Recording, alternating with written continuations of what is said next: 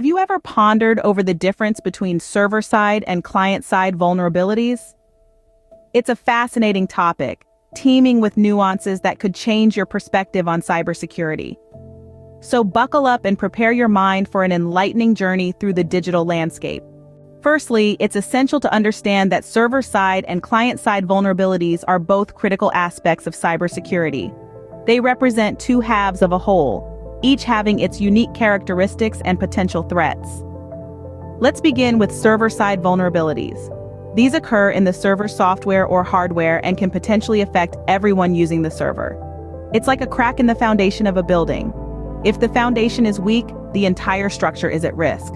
Server-side vulnerabilities often stem from issues like poor configuration, outdated software, or weak security protocols. A hacker exploiting a server-side vulnerability might gain access to all the data stored on the server or even take control of the server itself.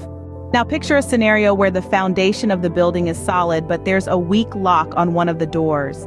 This brings us to client-side vulnerabilities. These vulnerabilities exist in the user's software or hardware. They are more individual-focused, often exploited through tactics like phishing or malware. If a user with a client-side vulnerability is compromised, the attacker might gain access to their personal data or take control of their device. So, while server-side vulnerabilities pose a risk to everyone using the server, client-side vulnerabilities represent a more individualized risk. But despite their differences, they share one key similarity. Both can lead to significant data breaches and system compromises if not properly addressed. Another fascinating point of comparison is the consequences of these vulnerabilities.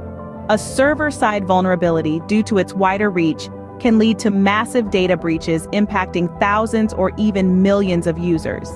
On the other hand, client-side vulnerabilities, while seemingly less disastrous, can still cause significant harm. They can lead to identity theft, financial loss, and even corporate espionage if the compromised user has access to sensitive information. In terms of mitigation, server-side vulnerabilities usually require system-wide fixes like patching software, tightening security configurations, or even replacing hardware. On the contrary, addressing client-side vulnerabilities often involves updating or replacing compromised user software and educating users about safe online practices.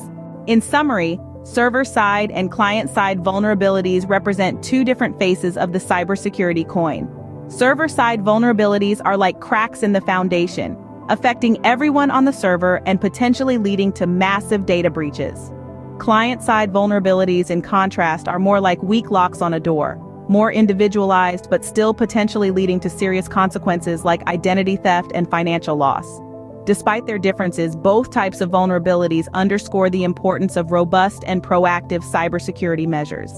Whether it's patching software, tightening security configurations, or promoting safe online practices, it's clear that both server-side and client-side vulnerabilities demand our attention and action.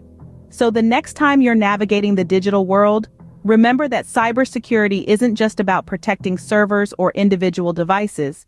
It's about safeguarding the entire digital ecosystem, from the foundational servers to the individual clients. It's a fascinating, complex, and vitally important field, and understanding the nuances of server-side and client-side vulnerabilities is a crucial part of that journey.